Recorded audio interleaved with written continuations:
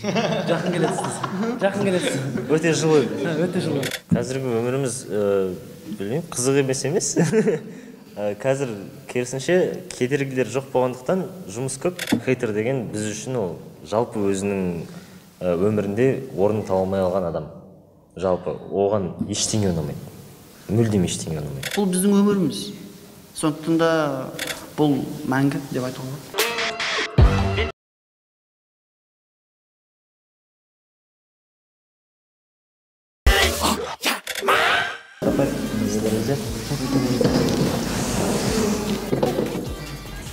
Жақын келесіз. Жақын келесіз. Өте жылы. Өте жылы. Қазіргі өміріміз білмеймін, қызық емес. Қазір керісінше кедергілер жоқ болғандықтан жұмыс көп. Ал жұмыс көп болғандықтан енді берілетін контент көп. Жұмыс көп болғандықтан уақыт аз, басқа нәрселерге. Қызығы да көп. Керісінше қызығырақ. Осы жол шынымен де біз әртістің өмірі қандай болу керек екенін сезініп жатқан сияқтымыз. Себебі ешқандай жұмысқа деген кедергілер болып жатқан жоқ. Басқа жақ тараптардан үлкен рахмет десең. Сол.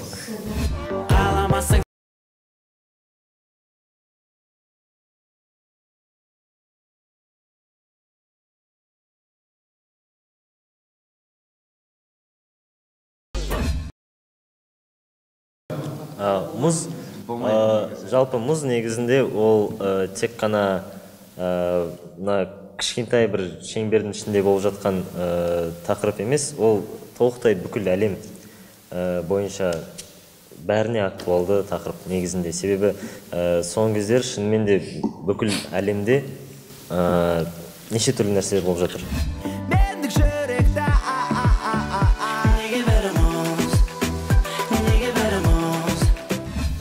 Неге бәрі мұз деген сұрақ, ол бүкіл әлемге қойылған сұрақ болғандықтан ғана ең соңында біз ағылшынша айттық.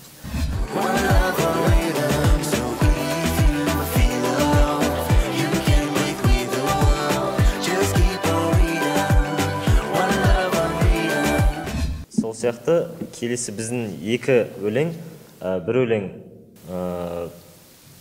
енді қалай айтса болады? Аутро, е. Қараңғы жарық альбом. 3 нүкте. Аяқтайды. Бізде нүкте жоқ, 3 нүкте. Ең соңғы өлең осы қараңғы жарық альбомының ішіндегі ең соңғы өлең болып табылады. Және де тағы бір өлең, онымен бірге жүретін, ол өлең біздің шығармашылық әлеммен таныстыру. Яғни ешқандай да бір жаққа бір бағытталған ештеңесі жоқ. Тек біздің шығармашылық әлеммен танысу барысы сол жерден басталады, нүктесі сол жерден басталады. Біз қандаймыз, не шекаралар мен таптаурындарды бұзуға арналған өлең.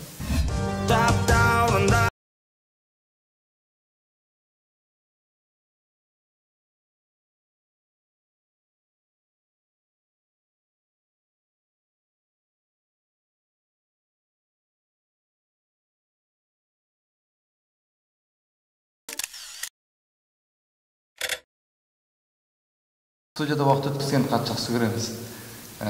Себебі студия біздің үй деп айтуға болады. Және де біз онда эксперименттер жасауға тырысамыз. Әртүрлі звуктар, жаңа звук алуға. Сондықтан сол эксперименттердің бірі әзірге ол жоба жатыр. Сондықтан болашақта әбден мүмкін домбыра, қобыз сияқты жетіген болсын, қай-қайсысын болсын қолданып көруімізге болады. Себебі қазір қарастырып жатырмыз. Дәл сол бүгін шығатын өлеңнің өзі негізі 1 жыл бұрын жазылып қойған. Алайда оның шығатын уақыты бүгін. Бірақ ол өлең жазылғанда 1 жыл болды негізінде. Және де біздің ұлттық аспаптарды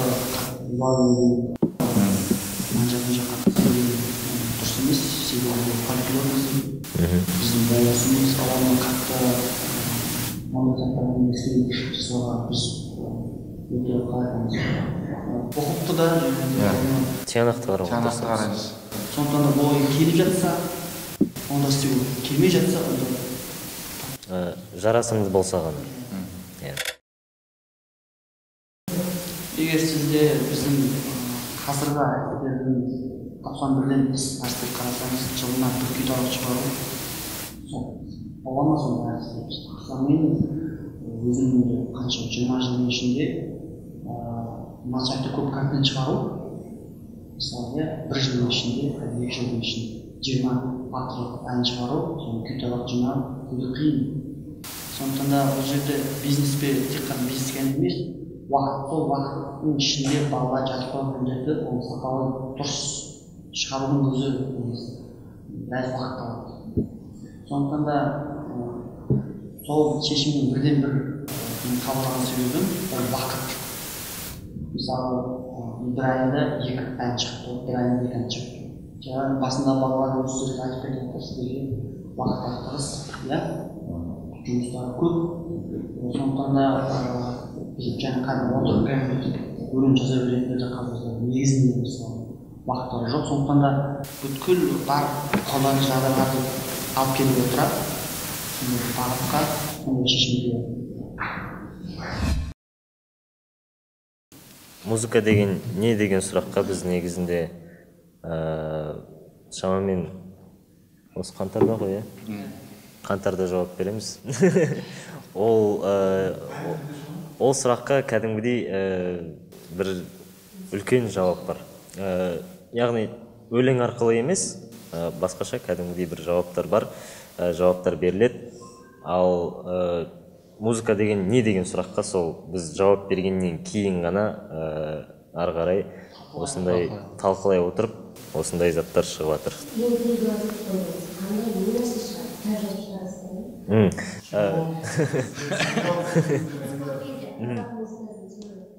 Окей, кішігірім ребус бұл. Бізден біраз уақыт бойы бізде бір жоба болатын 91 Space деген. Ол жерде біз өзіміздің өмірімізді камераға түсіріп жүретінбіз телефонмен. Алайда ол жоба бір кішкене уақытқа тоқтап қалған болатын. Біршама уақытқа тоқтап қалған болатын, болды, ары қарай ештеңе айтпаймын. Атта осыдан 17 жыл бұрын орда мен жас болған. Негізінде көптеген жастардың айтқан сөздері, ойлары, пікірлері естіп жатқан. Біздің өте көп. Себебі мен де сол жастардың бірі болдым. 91-ді ашарасынан балалардың бәрін көрсетіп солар жүріп алған кезінде осы болып жатқан оқиға.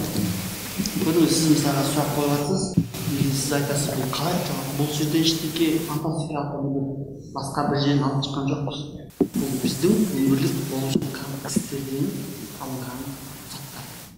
Неліктен 91-дің тыңдармандары көп, адамдар қаншама қарсы болса да оларды жоя алмады. Себебі олардың жүректерінде дейді. Себебі әр жастар солай ойлайды, бірақ айта алмайды. Соны осы жастар арқылы біз насихаттаймыз. Жоқ, сендер жалғыз емессіңдер.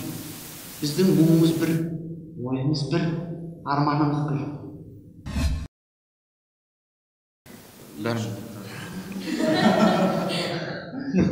Негізінде балалардың қазір өздерін көз көріп отыр ғой.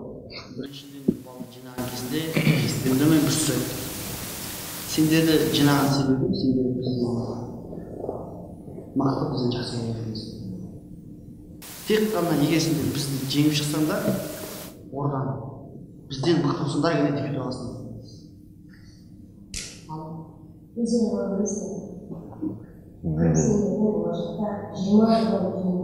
Сол сұрағыңызға тағы жауап берейін. Себебі мен продюсермін, оған өздерін таңдырған шеше алмайды ғой. Контракт. Сосын жерде күтіп қалады ғой біздің біраз. Мысалы, 5 бала отыр, бұл бір бренд. Мен продюсер ретінде 5 баладан 6 бренд жасаймын. Маған тиімді ғой. Сондықтан да мен керісінше бұны қалаймын. Әрқайсы жеке музыканы тұрып жүру. Бірақ соған әрқайсы лайықты ма, дайын ба, ол басқа соң.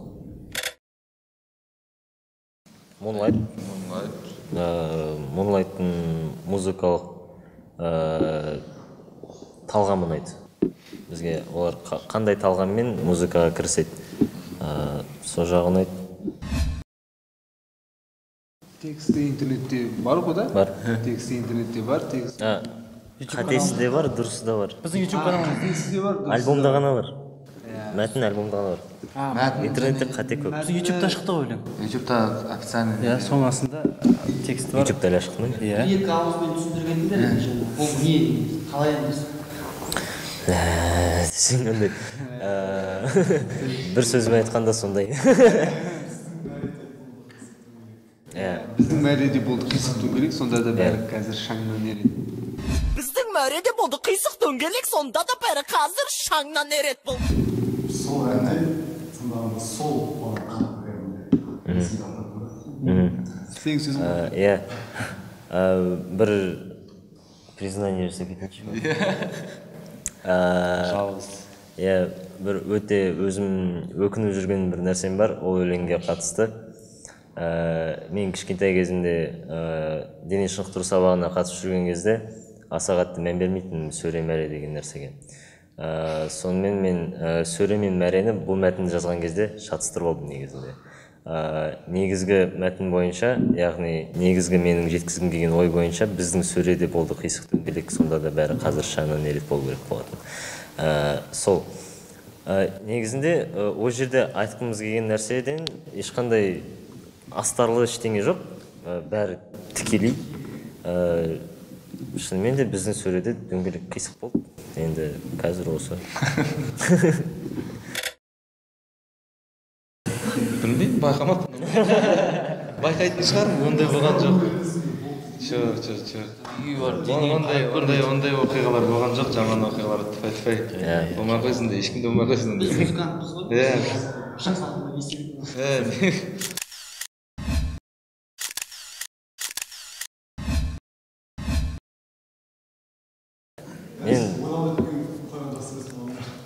Маған сол қызық, яғни білмеймін, мен өзім аса қатты фотоға түсуді ұнатпаймын, суретке түсе алмаймын да, селфи, ондай заттар онша ұнамайды. Бірақ енді Инстаграм бар болғасын бірдеңе салып тұру керек қой дейсің де, содан кейін. Ол бірдеңе салынғаннан кейін де жай бірдеңе оған, ол да бір түрлі, сол себепте мен бір сұрақ белгісін туындататын заттарды салуға тырысам.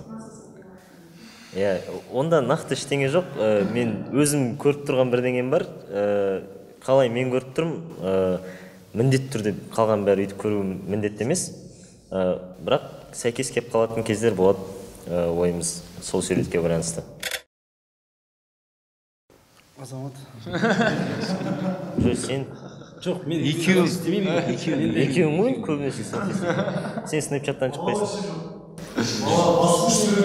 Мен үнсіздікке кетіп қалдым. Бала үйреніп жүреді. Жоқ, негізінде ең көп ұйықтайтын, кешігіп жүретін. Негізі бар ғой, бәріміз дұрысынан ұйықтаймыз, бірақ та бала көп жуынады, сол себептен бәріміз күтіп жатамыз, ерініп. Мен ұйықтап алсын деймін да. Сол үшін ұзағырақ жуынады.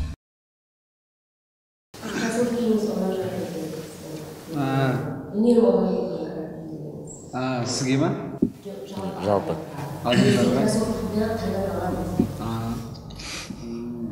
Тапсырыс береді немесе Алматыдан сатып алам. Неше түрлі жерлерден көп қой. Арнайы магазиндар бар ғой, сол үшін. Негізінде талғам өте жоғары киінген. Ескі таспа би.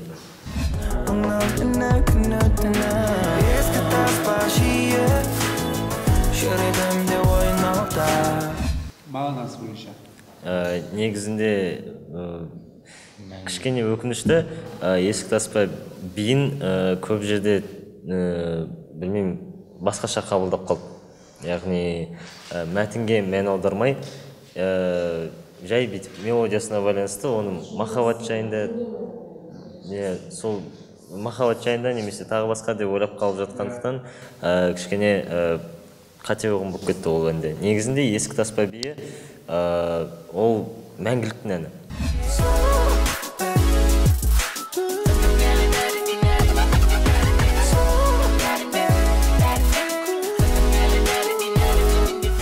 Оны мен 12 жасында да тыңдай алам, 25 жасында да тыңдай алам, 82 жасында да тыңдай алам. Себебі әр адамның өзінің өткен шағы болады. аяғына дейін өткен шақты еске алу үшін бұл менің өткен шағымның саундтрекі.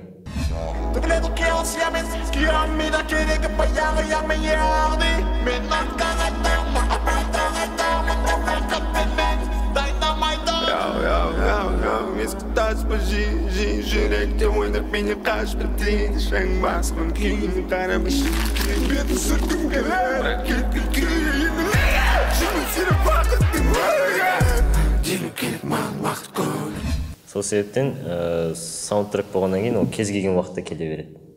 Сол біздің ойымызша ескі таспа би сондай ән қатарына жатуға лайықты деп ойлаймыз. Хейтерлар жайында әңгіме, мысалы, жалпы хейтер деген түсініктің өзі тек қана қарсы шығу немесе тағы да өзінің бір ойын білдіргіш адамдар емес. Хейтер деген біз үшін ол жалпы өзінің өмірінде орын таба алмай алған адам. Жалпы оған ештеңе ұнамайды. Мүлдем ештеңе ұнамайды. Сол себептен ол өзінің аш жан дүниесін басқалардың энергетикасын қоректену арқылы өздерін толық болып сезінеді, толыққанды адам ретінде сезінеді. Сол хейтер. Ал ондай адамдар жайында жазуымыз аяқталады деп ойламаймын, себебі ондай адамдар тек қана бізге байланысты емес, жалпы айналамызда өте көп. Және олар кездеседі, олар ешқашан жоғалмайды. Алайда ол ешқандай да бір конфликт немесе жеккөрініш немесе тағы басқа емес, ол тек қана айналамызда бар бүйтіп ұшып жүрген тақырып. Мәселен бұл жерде тек қана баланың өзіне қарсы адамдар емес. Көрдіңіз, бұл жерде өмір болғаннан кейін келесі жылы тағы да тақырыптар тесіледі. Мысалы, жастардың ойындағы күлкілік күйді орындап жүрген заттар тесіледі. Оларды қайтарып кім қалай қабылдайтынын сіз білмейсіз. Сондықтан да бір шығарма шықпай ма, ол белгісіз. Сондықтан да өмір болғаннан кейін сен дайынсың да, сенің ісіңе реакция береді адамдар. Біреу жақсы береді, біреу жаман береді. Бұл біздің өміріміз. Сондықтан да бұл мәңгі деп айтуға болады.